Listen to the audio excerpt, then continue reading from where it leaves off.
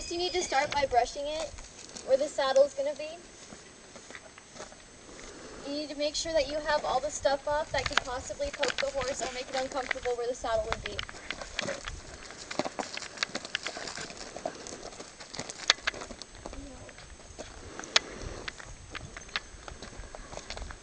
And then once you brush out the horse, you can go ahead and take your saddle pad and put it up on the horse. You would put it a little further forward than you normally would, so that when you put the saddle and cinch it, it will not be, it'll like slide backwards a little into place. And then you would take your saddle, and you need to know like the basic parts. There's the cinch, which is right here, and then the breast collar. You have your stirrups and your latigo, and then the tree and the seat and the saddle horn. Before you throw this stuff up, you need to put everything up here so it doesn't flop down and startle your horse or hurt it.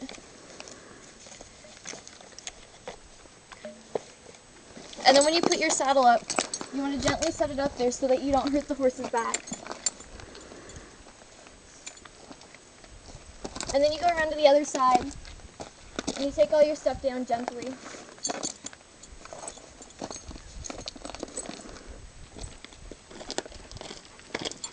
And then you would take your cinch and your latigo. Just stuck.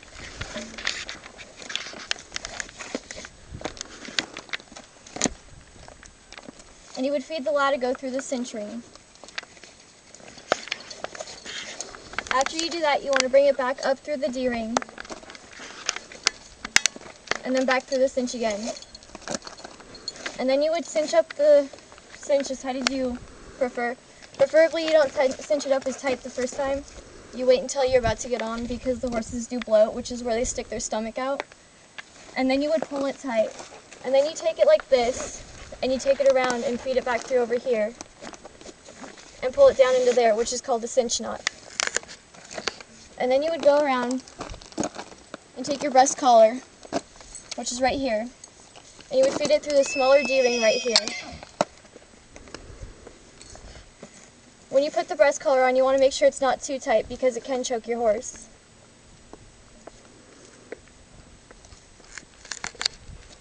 And then you would take this part right here and hook it onto the lower D-ring, which is on the bottom of the cinch.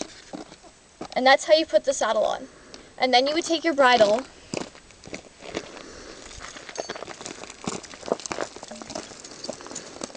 which is right here with the tie down. And most people prefer to ride without their halter on, but some don't. But you would take the halter off and put it around the horse's neck so the horse doesn't take off.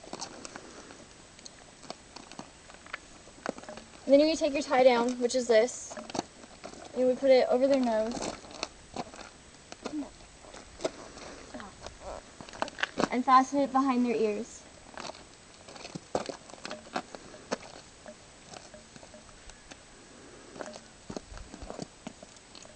Then you would take this to the tie down, and you would hook it right here onto this D-ring, and feed it through the breast collar, and hook it back under the cinch where the breast collar is hooked.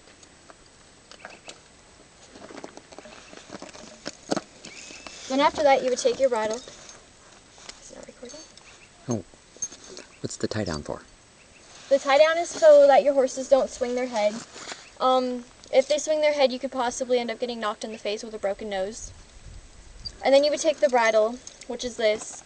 You have your brow band, your crown, your chin strap, and your throat latch, and of course the bit, and then your reins. You would take it and, I don't know how well this is going to work.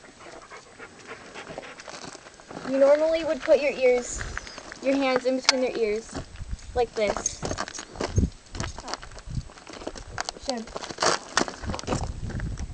But she doesn't let me do that, so you would take the bit and put it into their mouth.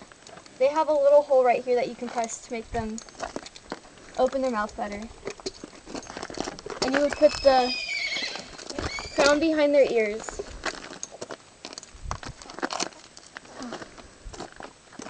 And then you would take their forelock out and make sure that they don't have any hairs that could possibly hurt them in any way. And then you would hook the throat latch up And the throat latch is just there pretty much if your bridle decides to break or something. It'll hold your bridle there good enough so you can stop your horse and fix everything. But yeah, that's how you saddle a horse.